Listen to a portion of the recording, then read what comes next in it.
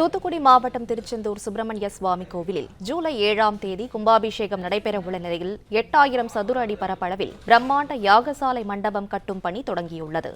இதுகுறித்த மேலும் விவரங்களை செய்தியாளர் ஆனந்த் வழங்க கேட்கலாம். ஆனந்த், வணக்கம். மேலும் விவரங்களை சொல்லுங்க.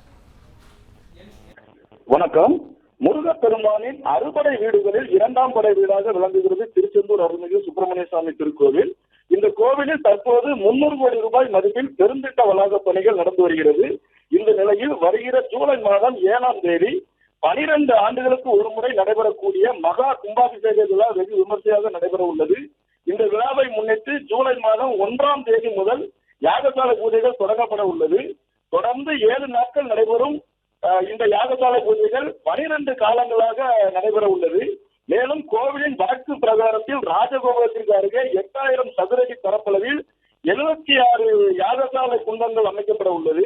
இதற்காக 8000 சதுரடி பரப்பளவில் பிரம்மாண்டமான செட் அமைக்கும் பணிகள் தற்போது நடந்து வருகிறது. இரும்பு தகரத்தாலும் இரும்பு கம்பிகளாலும் அமைக்கப்படும் இந்த பிரம்மாண்ட செட்டு மழை நீரால் சேதமடையாத அளவுக்கு தரமாக அமைக்கப்பட்டு வருகிறது. இதில் 100க்கும் மேற்பட்ட பணியாளர்கள் இந்த பணியில் ஈடுபட்டு வருகின்றனர்.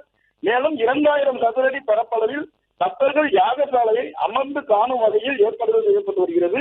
இந்த பணிகளை இன்றைய தினம் கோவில் தக்கார் அருள்முருகன் மற்றும் கோவில் இணை ஆணையர் ஞானசேகரன் ஆகியோர் ஆய்வு மேற்கொண்டனர்.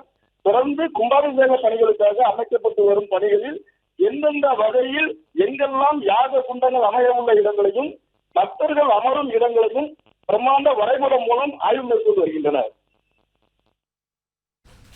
விவரங்களுக்கு நன்றி ஆனந்த்.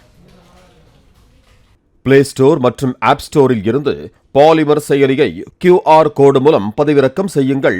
செய்திகளை உடனுக்குடன் பெறுங்கள்.